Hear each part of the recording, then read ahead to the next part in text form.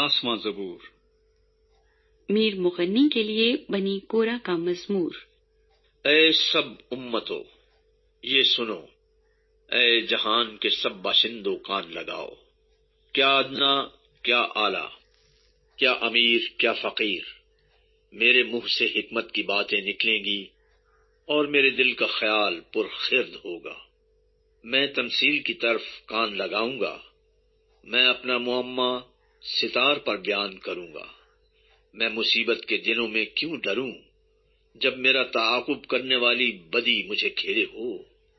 جو اپنی دولت پر بھروسہ رکھتے اور اپنے مال کی کثرت پر فخر کرتے ہیں، ان میں سے کوئی کسی طرح اپنے بھائی کا فدیہ نہیں دے سکتا، نہ خدا کو اس کا معاوضہ دے سکتا ہے، کیونکہ ان کی جان کا فدیہ گراں بہا ہے، وہ ابد تک ادا نہ ہوگا، تاکہ وہ ابد تک جیتا رہے اور قبر کو نہ دیکھے، کیونکہ وہ دیکھتا ہے کہ دانش مند مر جاتے ہیں، بے وقوف و حیوان خصلت باہم ہلاک ہوتے ہیں اور اپنی دولت اوروں کے لیے چھوڑ جاتے ہیں۔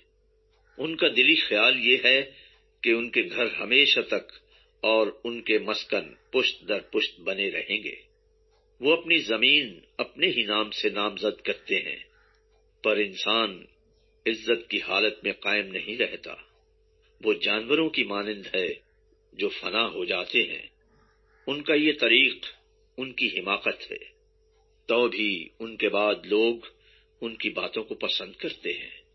صلا، وہ گویا پاتال کا ریوڑ ٹھہرائے گئے ہیں، موت ان کی پاسبان ہوگی۔ دیانتدار صبح کو ان پر مسلط ہوگا اور ان کا حسن پاتال کا لقمہ ہو کر بے ٹھکانہ ہوگا، لیکن خدا میری جان کو پاتال کے اختیار سے چھڑا لے گا، کیونکہ وہی مجھے قبول کرے گا۔ صلا، جب کوئی مالدار ہو جائے، جب اس کے گھر کی حشمت بڑھے تو خوف نہ کر، کیونکہ وہ مر کر کچھ ساتھ نہ لے جائے گا، اس کی حشمت اس کے ساتھ نہ جائے گی، خواہ جیتے جی وہ اپنی جان کو مبارک کہتا رہا ہو۔ اور جب تو اپنا بھلا کرتا ہے تو لوگ تیری تعریف کرتے ہیں، تو بھی وہ اپنے باپ دادا کی گروہ سے جا ملے گا، وہ روشنی کو ہرگز نہ دیکھیں گے۔ آدمی جو عزت کی حالت میں رہتا ہے پر خرد نہیں رکھتا، جانوروں کی مانند ہے جو فنا ہو جاتے ہیں۔